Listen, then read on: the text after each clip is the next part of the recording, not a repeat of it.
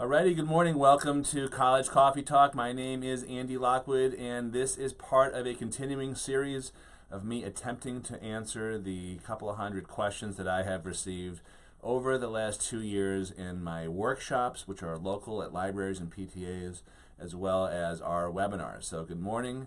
Hope you are able to enjoy a cup of joe with me. Let's get right to the questions. Okay. So this question came very recently. It came from last weekend from Glenn. And Glenn wrote, in response to my question to everyone who registered, if you had to pick one thing for us to teach on the webinar, what would that be? I'm sorry, Gary, not Glenn. Sorry, Glenn. Gary's answer was, or his answer, and therefore his question to me, was what is the most efficient way to create a list of schools your child should consider? My daughter is interested in psychology and has a 97 plus average in high school. Okay, so I have a sort of a three-part answer, and it has to do with the three gets.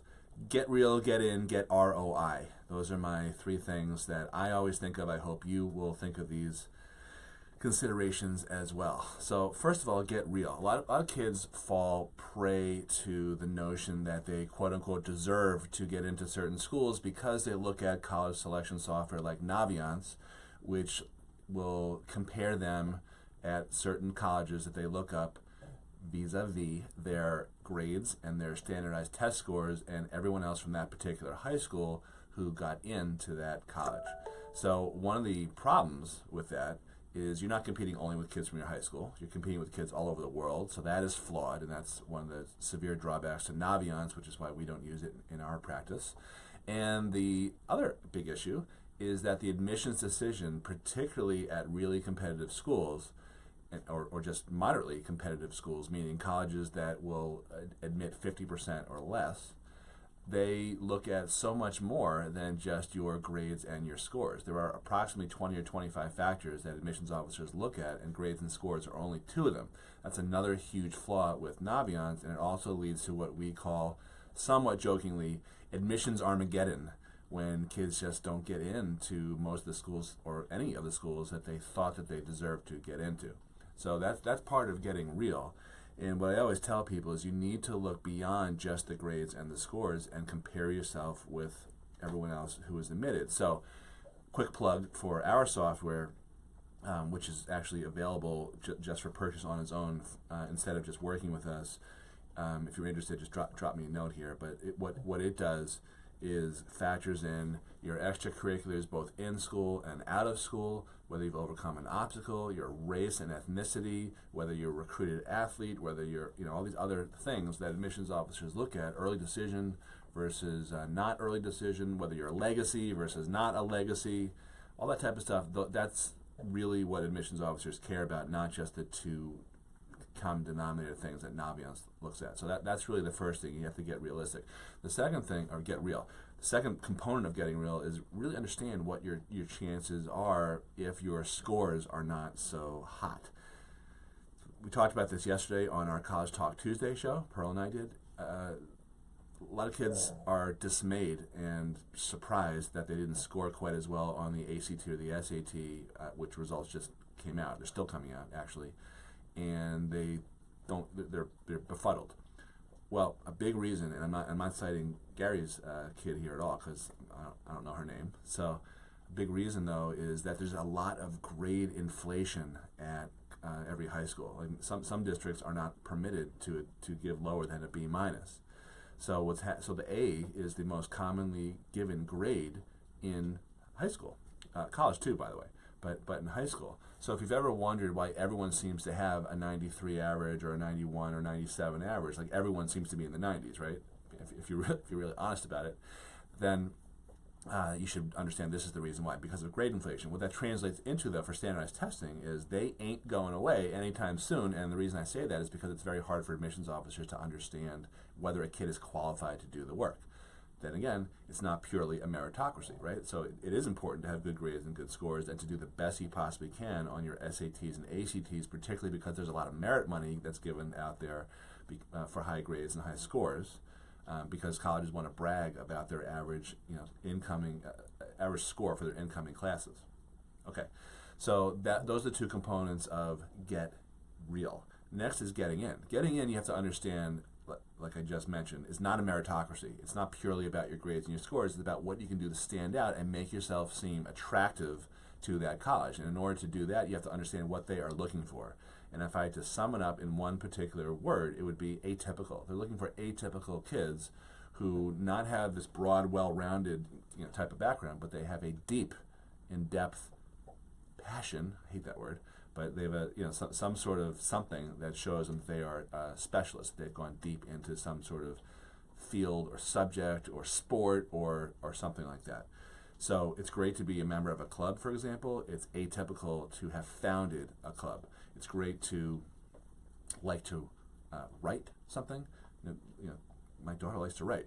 It's atypical to have written a book and published it, or at least self-published it, and then imagine handing that to an admissions officer. What would the impact be if you had an interview and you said, "Oh, by the way, I wrote a book. Here it is. Here's a copy. I brought you one. Even signed it for you." So getting in is fundamentally marketing. That's the second of the three gets. You have to understand that you're a product. You have the same grades and scores. I actually wrote about this. Oh, look.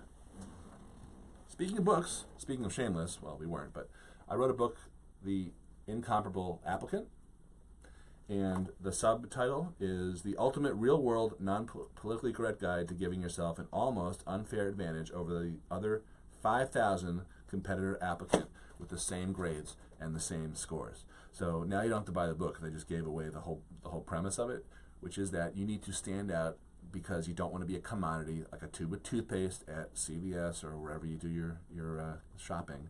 You need to stand out as a non-commoditized version and answer the question, this is why you should take me, not everyone else that has the same grades and scores. Okay, and the last component in terms of how you pick schools of the three gets is get ROI, get return on investment, meaning get more out of college than what you put in. This is no easy feat, because 50% of kids who graduated college 2 years ago do not have a job that requires a college degree. That's nuts. There's all the student debt out there. The numbers were just re-revised to dramatically increase the number of kids who hadn't made one payment in 6 months. Something like $1.4 billion of student loans are out there. I think that's federal loans. There's so much more in terms of private student loans. And student loan debt is the number one reason that millennials cite when they give a reason why they're not buying homes and not starting businesses. So it's really a drastic, dire type of situation. So in terms of getting more out of college than what you put in, you've got to go in with a game plan. And no, I'm not suggesting that every 16, 17-year-old kid should figure out what the hell they want to do with the rest of their lives. But it is easier than you might think. And we do this in our practice all the time. It's actually easier than you might think to figure out scientifically how your child is wired, meaning aptitudes, strengths and weaknesses, things to stay away from in particular, and then match that wiring up with careers and majors that lead to those careers, and ultimately colleges that are reputable in those majors. That's how we do it. So I don't want to get into this because this video is long enough, and I've covered this ground many other times, but that I believe to be the only responsible way to pick colleges, so that you can go into school with a couple of majors, hopefully that overlap. So if you switch majors, which is perfectly okay, 80% of kids switch majors, by the way. If you switch majors, it's much better to do it within a certain cluster, so you don't have to retake credits and spend an extra year in college, which of course costs a ridiculous amount of money, and it also presents an opportunity cost of you not being able to work that year. So it's really easily a $100,000 problem that doing this type of thinking ahead of time will help you address, if not eliminate entirely. So there are different types of assessments out there. I know there's one that Naviance uses. I think it's based on Myers-Briggs. I am not the expert on that. In our practice, we use something else. We have a career counselor who was also a former admissions officer and former high school guidance counselor. And however you do it, I think it's really important to get to know yourself or your kid as much as you can, confirm probably what you intuitively already know, and then look at stuff like the Bureau of Labor Statistic information on whether certain careers are predicted to be growing or in decline or something in between. And then back into a set of colleges. So in other words, what I'm saying, just to wrap up here, is there's 4 years of school, forget about it temporarily, think about the 40 years after college, and then get a handle on, again, not one, but maybe 2 or 3 or 4 overlapping careers and majors, and then backward plan into a set of colleges that are reputable in those majors, and also have the other attributes that you're looking for: big, small, medium, East Coast, West Coast, rah rah. Too many kids just pick schools because they see them play football on Saturday, or they do well in the men's NCAA March Madness tournament, which is coming up. I'm excited for that, by the way, but that's not a responsible way to pick colleges, at least in my opinion. So if you agree with me, if you disagree with me, I'd love to see your comments. If you have any questions, please drop them in here. And if you are seeing this from the Long Island area, I just want you to know that between March, which is today, and June, we have something like 10 or 11 workshops teed up locally. I'm sort of riding circuit. So if you are interested in signing up to see a live presentation, I will put a link in this post to our sign-up page so you can look at our schedule. Thanks a lot for watching. I hope you are enjoying this. Please like, comment, and share, maybe even love. I know that sounds desperate, but any type of Facebook feedback would be appreciated, but definitely please share this with any other parents that you think need this information and would benefit from it. Thanks a lot for watching. I'm Andy Lockwood. This has been another exciting episode of College Coffee Talk, and I will be back tomorrow morning.